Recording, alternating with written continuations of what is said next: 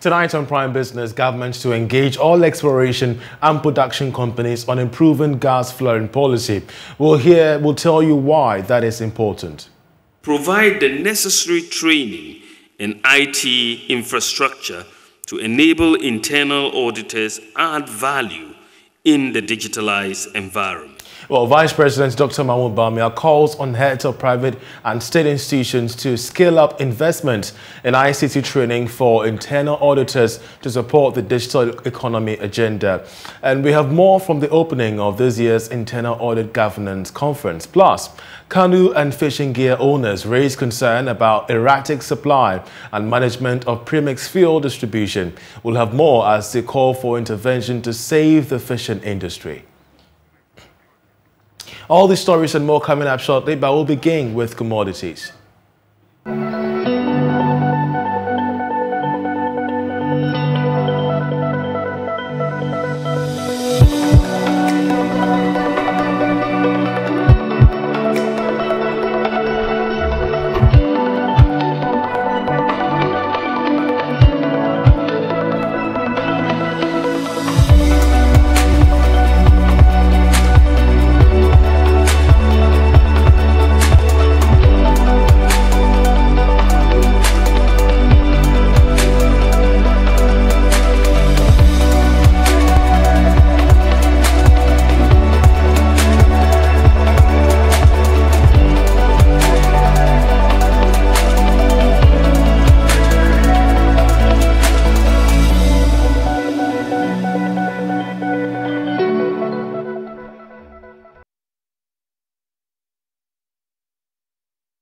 Tonight, government will engage all exploration and production companies on improving gas flaring policy.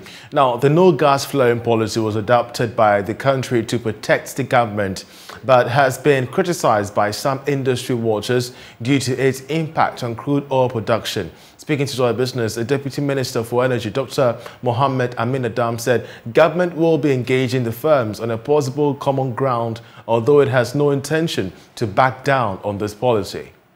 We have a zero tolerance policy, except for technical reasons, and we face some challenges recently, as about 2018-2019, when we were recording lower volumes of oil because the gas-oil ratio was very high. In other words, the gas content in the oil was higher than we anticipated, and that which means that you will not be able to recover more oil. And so we had to allow for limited flaring, But beyond that, we are not supposed to flare because we have a zero flaring policy. So as part of our measures for energy transition, we are going to adhere to the zero gas flaring policy so that no gas will be flared at all. Away from that, the Vice President, Dr. Mahmoud Bawumia, has called on heads of private and state institutions to scale up investment in information and communications technology training for internal auditors. He believes that such a move will support the digital economy and, of course, especially in the area of fighting corruption. The Vice President was speaking at the opening of the 2022 Annual Internal Audit Governance Conference in Accra. The National Audit and Governance Conference, a gathering of internal auditors and stakeholders in the industry, was to deliberate on the role played by members in advancing the economy. Speaking on the theme, Elevating Impact in a Digitalized Economy, Vice President Dr. Bawumia stressed the need for internal auditors to keep up with the digital revolution to improve efficiency. According to him, internal auditors play a critical role in their various institutions and must not be left behind. I also advise boards and heads of institutions, both in the private and public sector, to provide the necessary training in IT infrastructure to enable internal auditors add value in the digitalized environment. As you continue the rest of this year's annual national conference, I would challenge you all to see yourselves as digitalization champions in your respective institutions. Chairman of the Public Accounts Committee in Parliament, James Kluche Aveji, called on the Institute of Internal Auditors to enhance capacity of their members in all sectors of the economy. Audit competencies, it is more important to me. Internal audit competencies for enhancing organizational values. If the internal audit unit is competent, it increases and enhances the value of the organization, because you are going to achieve the goal and objectives of that organization. So this is an area that top management of our organizations must focus on. President of the Institute of Internal Auditors Ghana, Harriet Ikuya-Kakari, urged members to take advantage of the various discussions on the digital economy to enrich their knowledge. The expectation is that participants will be motivated and challenged by the in-depth knowledge and ideas exhibited by the seasoned and experienced panelists and facilitators. We also expect that all of us will demonstrate the required attitude, behaviors, and ethics required as trusted advisors in our organizations. The two-day conference is part of the Internal Auditors Month, celebrated every year across the world. Now, Ghana's economy is expected to become the 12th fastest growing economy in sub-Saharan Africa this year, with an expected growth rate of 5.2%. That's according to the International Monetary Fund April 2022 Regional Economic Outlook Report. Charles Ansiaboa takes a look at the expected growth rate of 48 sub-Saharan African countries and now reports. The 5.2% expected expansion in the economy in 2022 will be slightly lower than the gross domestic product growth rate recorded in 2021. This will, however, place it at a joint 12th position with Cape Verde among League of African economies. In 2021, the IMF projected a growth rate of 4.2%, but the economy expanded by 5.4% according to provisional estimate from the Ghana Statistical Service. This was as a result of strong growth in the services, particularly information, communication and technology, and agriculture, especially the fisheries subsector. In 2023, the fund forecast a growth rate of 5.1%, which will place the country in the 21st position in the League of African Economies. This is due to expected strong growth rate by most African economies. In 2022, Niger will become the fastest growing sub-Saharan African country with a growth rate of 6.9%, while Senegal will lead the League of Sub-Saharan African Economies in 2023 with a growth rate of 9.2%.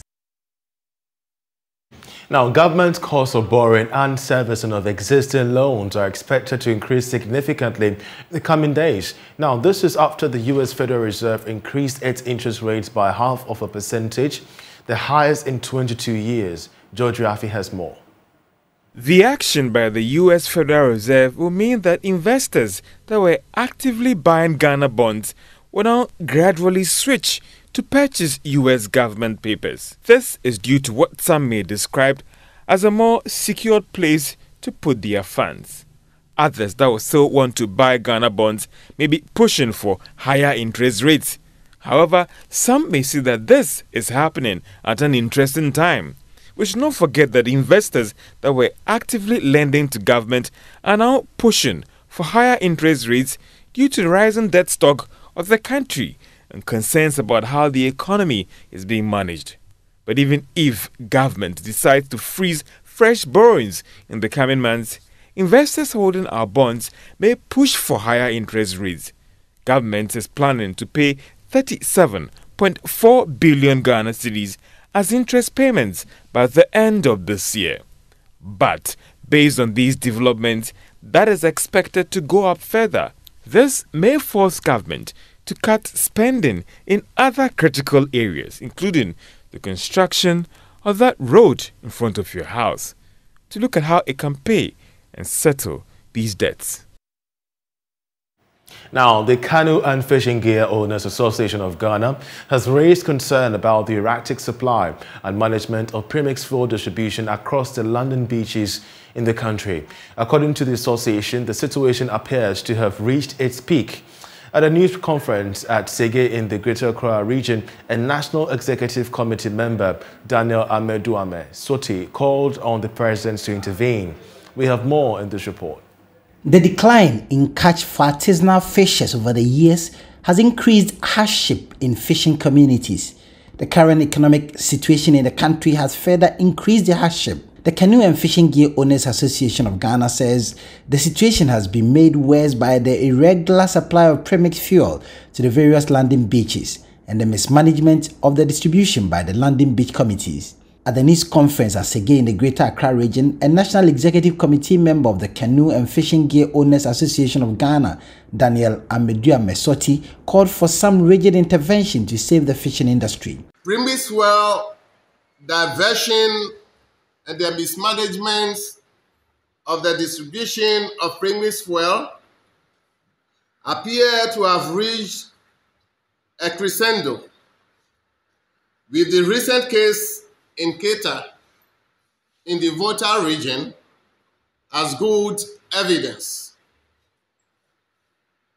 Meanwhile, with the increased fuel prices, fishers cannot afford this super XP and engine oil as substitute for the premixed fuel,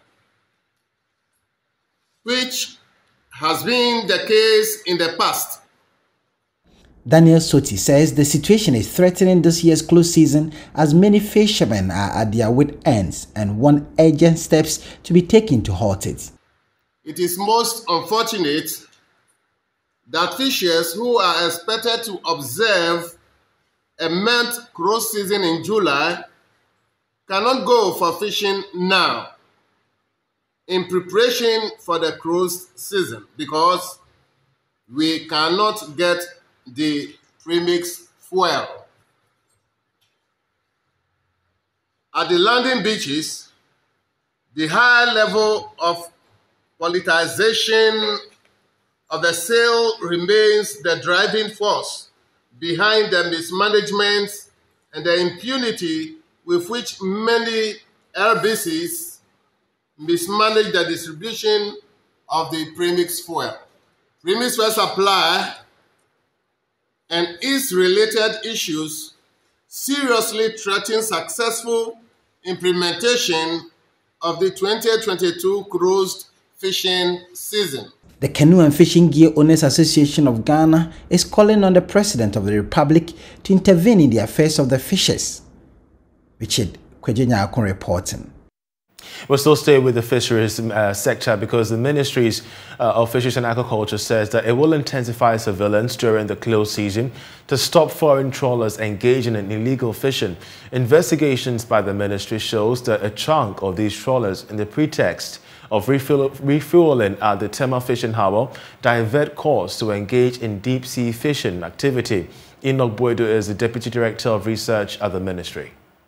As we announced, while the fishermen are doing 1st July to 31st July 2022, the trawlers, the trawl vessels are doing 1st July to 31st of August. So they are doing 2 months, while the fishermen, the artisanals, are doing 1 month. But what about the surveillance? Because most of these fisher folks say that even during their close season, we still have pockets of them, on the sea fishing. Honestly, we've seen this, we've heard of these allegations, but so we made the minister to call for we have this vessel monitoring system in our office in Tema where we monitor via satellite what the activities of all the vessels. So we called for it, and then we realized that within the period, none of the vessels moved. In fact, there were evidence of movement, and the movement we were informed was that they had to go to Tema to service their, go to Takrady rather to service their equipment. And we checked, we wanted to just verify whether they were within the period that we asked them to go, they did trawling or not. So we checked their speed on the movement, and the speed showed that it was a movement speed, not a movement for trawling. So this one also helped us to abreast and to confirm that within the period, none of the vessels did the trawling. Away from that, MultiChoice is expected to continue investing in Ghana's film and art industry, which will impact positively on the country's economy.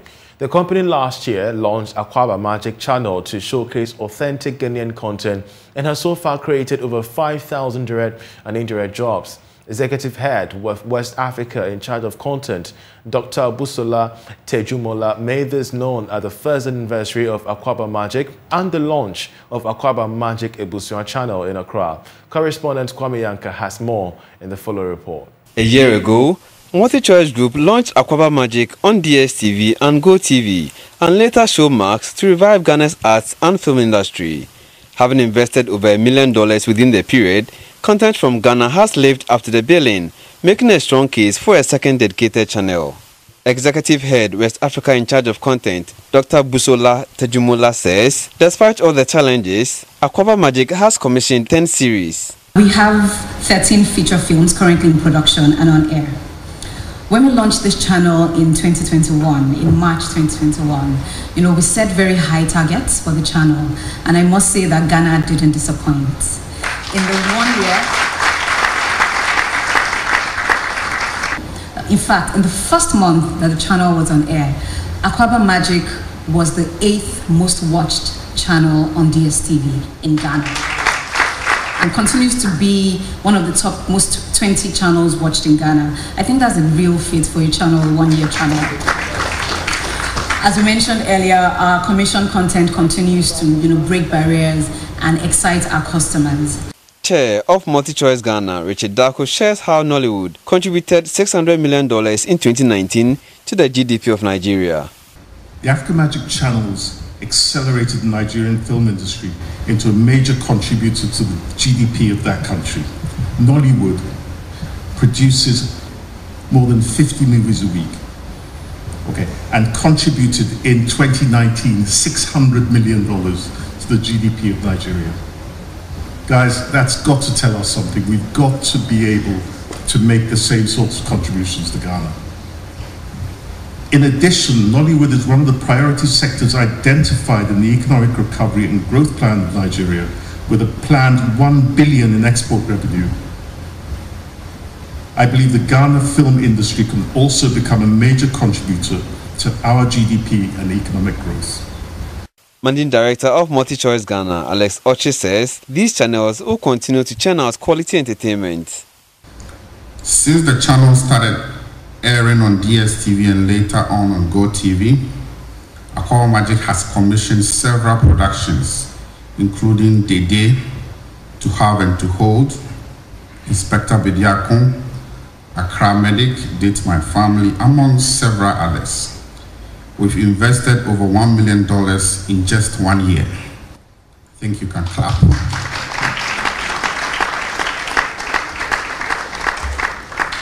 So with all our productions shot in Ghana by Ghanaians, the standard of living and livelihood of various communities have been positively impacted. Deputy Minister of Tourism, Arts and Culture, Marco Krekumanti, shares government's commitment in movie production as President Akufo-Addo launched a $25 million pitch concert in 2021. He says government will address regulatory issues as well as help get investors for the industry. At the moment, we are working on the culture policy. And I'm sure you all know about the Creative Arts School coming up in Kumasi. National Film Authority is operationalized. The Creative Arts Agency is about starting.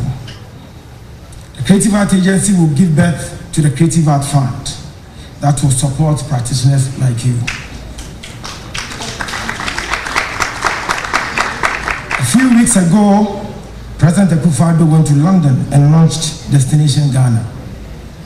The idea is to reignite Year of Return beyond the return, which the creative industry would also benefit from. Meanwhile, channel manager Aquaba Magic, Kennedy Denchapa, says more platforms, including digital ones, will give the industry extra mileage. With every opportunity, every space, there are challenges. Our biggest challenge is talent. We are looking for the next big star. We are looking for the next big producer, and we continue to support them. But from government, we say regulation needs to be tightened up. piracy needs to be controlled, because we need to show Ghana to Ghanaians first. We cannot continuously be having foreign content on our screens. It's important that regulation is adhered to. MultiChoice is expected to invest in people through several initiatives that will unearth more talent across the continent. Now, the Ghana-Britain Partnership for Innovation and Entrepreneurship program has been launched at the University of Cape Coast. The project has the goal of bringing to light successes and the opportunities available to the youth in the area of innovation and entrepreneurship. Launching the program, the lead of the Ghana-Britain Partnership for Innovation and Entrepreneurship, Professor Desmond Omane-Acheampong, underscored the need for Ghana to equip its youth with entrepreneurial skills to make them competitive anywhere they find themselves. Richard Kojonyako has more in the following report. According to Professor Desmond Omane-Acheampong, if the skills of the youth are properly harnessed, it will increase the working age population, which could promote high productivity and a more robust economic growth across the African continent. He says in the light of the numerous opportunities available to the youth, the British Council designed and introduced the Innovation for African Universities program, which is a part of a growing global partnership program.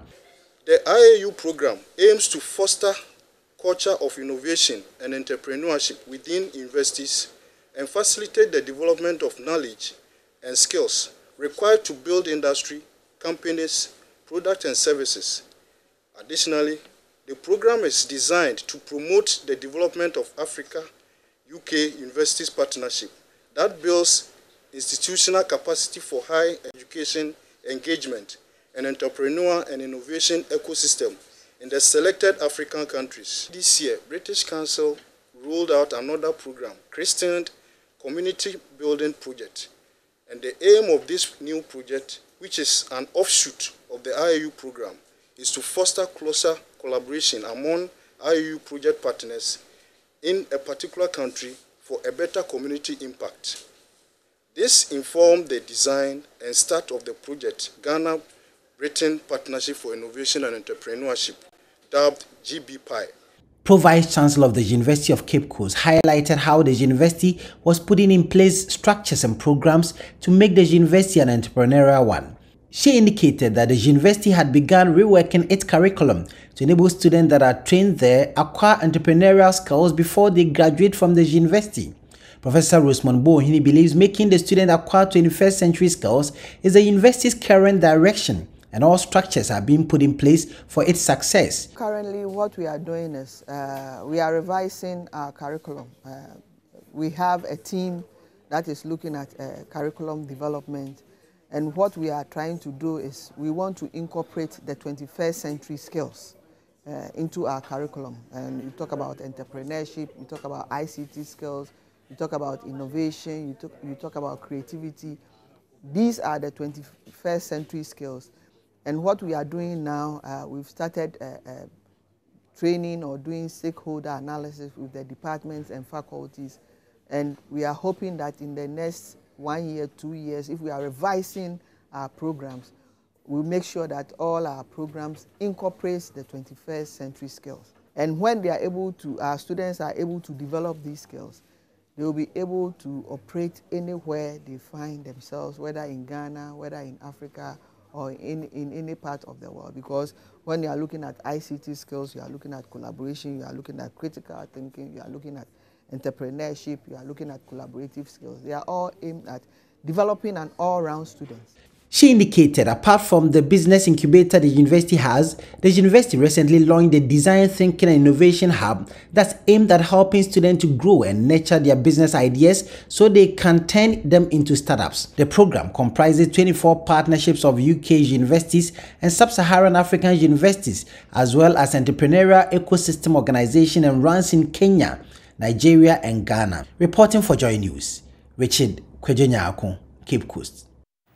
And that'll be all for Prime Business with me, Charles Ayitey, but I'll leave you with international business news, after which we have Prime Sport with Gary L. Smith. Do stay with Johnny.